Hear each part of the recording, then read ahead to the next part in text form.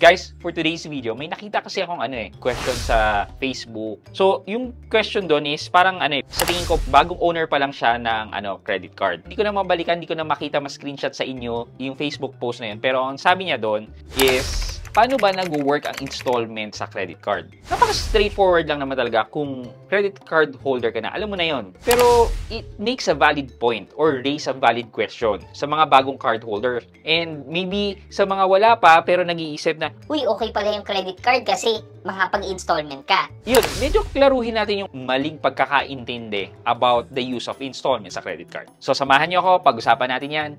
Sit back and let's discuss. Coming right up.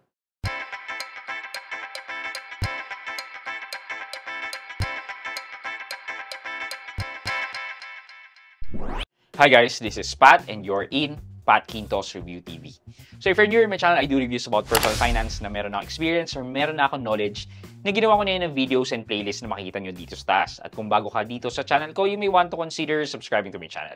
So guys, first and foremost, hindi naman lahat ng credit card ay nag-o-offer ng installment. Yung installment yun yung yung hulugan, yung mga katulad ng mga buy now pay later na meron tayo, like si Hope Credit yan, si Bilis yan, at iba pa, Skyro, yung mga ganon, nag-offer ng mga buy now pay later. So, ganon din naman, si credit card ay nag-offer din ng installment. So, mas kilala ang installment sa credit card. Pero yung misconception kasi dito, paano nga ba nangyayari? Paano nga ba nangyayari yung installment? So, ibig bang sabihin, kunyari, meron akong bibilin na 50,000 na appliance. Installment daw siya within 12 months. Kunyari, magkano ba yung 50,000 in 12 months? Let's say 50,000 divided by 12, yan.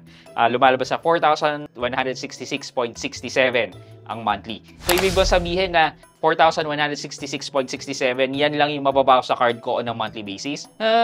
Hindi. Ganito yan. So, pag in-approve ka ng bank with a credit card, meron niyang nakalakip na credit limit. So, yung credit limit na yun, yan, ranges from 10,000, pinakamaliit yun, up to sa mga malalaki, mga 2 million, mga ganyan. Just to share guys, unang credit card ko is BPI, na binigyan lang ako ng 12,000 na credit limit. But that's around 2005 or 2006 kung nakuha yung first BPI na credit card ko. So, ganun lang kababa. Yun. So, base yun dun sa credit limit. Basically, bibigyan ka ng credit limit dun sa card na yan.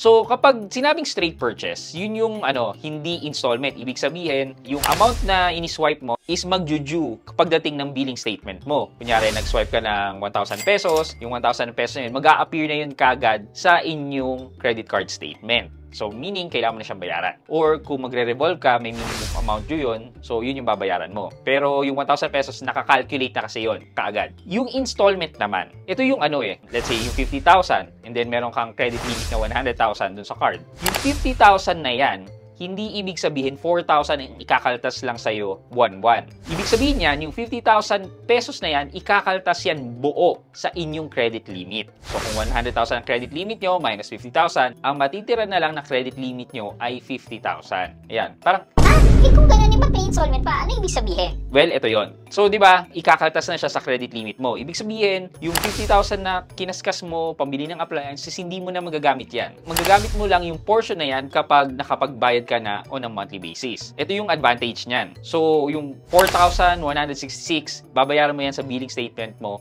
buwan-buwan. Dahil installment siya, kunyari, nakuha nyo at 0%, hindi magkakaroon ng interest yung hindi pa nag-due. Kunyari, nag-due na yung first month mo lang ang pwedeng magkaroon ng interest kapag nagre-revolve ka ng credit or ibig sabihin, nagpe-pay ka lang ng minimum amount due. And yung the rest of the months, which is the 11 months, hindi pa yan nag-a-appear as due dun sa billing statement mo. Parang naka-floating pa siya, pero i-charge yan sa'yo on a monthly basis. Hindi ka lang required bayaran in full yung 50,000 dahil monthly nga siya. Pero, nakaltas na yung buong amount na 50,000 pesos na yan sa inyong credit limit. Sabi ko nga kanina, hindi lahat ng credit card ay nagbibigay ng installment. Katulad ni Maya. Si Maya Landers currently, wala pa siyang installment. Puro straight purchases ang magagawa mo kay Maya. Si Zed, which is a charge card, ay due na lahat ng iniswipe mo pagdating ng inyong bill. So, wala rin silang installment. But the rest of the cards, like the East West, meron yan. Meron silang mga installment plan. Siguro for me, hindi ko alam kung meron pang ibang ganitong implementation, but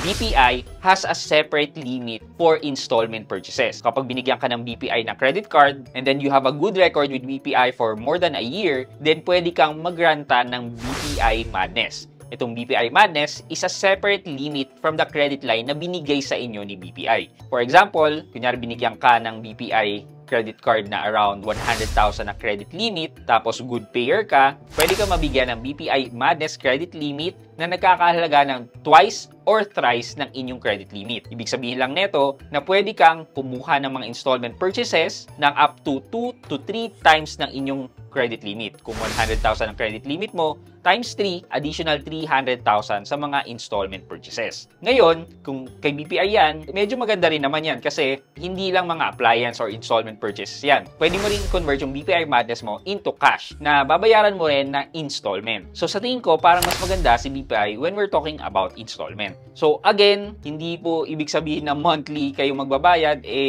iisipin nyo na ikakaltas na lang sa credit limit nyo ay 4,000 every month. Well, nagkakamali po tayo. Again, the full amount ng installment purchases nyo ay ikakaltas na sa inyong credit card. Kung meron sa inyo magre-react dyan na, ganun ba yun? Parang nabawasan na yung credit line ko? Ganun ba yun? well, actually, ganyan din naman ang reaction ko nung una kong nalaman yan. Pero, wala naman tayong magagawa kasi halos ganito naman ang implementation ng halos lahat. Even si Atome, kung may ginamit ka, tapos convert mo sa installment, well, hindi naman bumabalik yung hindi pa nagjuju sa credit line mo. Ibig sabihin, di ba, binawas na rin yung buong amount. Yeah, sana na gets nyo yung clarification natin about installment. Another thing pala to raise about installment is magkaiba ang installment price sa cash price and sometimes sa straight purchase. Para lang mas maliwanagan kayo, actually meron tayong parang batas na nagsasabi na bawal magdagdag ng additional charges, na dapat iisa lang ang price ng cash and card. Dapat naman talaga, and actually parehas naman daw talaga. Medyo naging mautak lang ang industry natin at sinasabi nila na